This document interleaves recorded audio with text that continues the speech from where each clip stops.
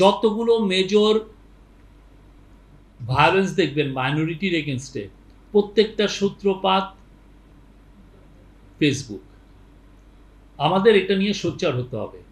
আমি তার প্ল্যাটফর্মটা ইউজ করছি বলে সে তাকে দিব কি জন্য আমি তাকে তার বিরুদ্ধে আমি কিছু বলবো না, সে একটা মাল্টি ন্যাশনাল কোম্পানি, তার বিরুদ্ধে কিছু বলা যাবে না, সেটা ঠিক নেই। এটা নিয়ে আমার মনে হয় গভর্নমেন্ট বলার চেয়েও প্রাইভেট সিটিজেন, হিউম্যান রাইটস গ্রুপগুলো এটা নিয়ে জোরে সোরে বলা উচিত। আমি বললে সে ভাববে যে আমি প্রলাপ বকছি বা আমার কথাটাকে সে দিবে না। আপনি দেখেন রামুর ভায়োলেন্স বলেন বা পরবর্তীতে ভোলার ভায়োলেন্স বলেন বা নাসিরনগরের ভায়োলেন্স বলেন বা 2021-এ কুমিল্লা, চাঁদপুর, নোয়াখালীর ভায়োলেন্স দেখেন, প্রত্যেকটা ভায়োলেন্স, বা এই যে কিছুদিন আগে ইয়েতে যে ভায়োলেন্সটা হলো সুনামগঞ্জে, প্রত্যেকটা ভায়োলেন্সের ইয়েটা হচ্ছে হলো ফেসবুক।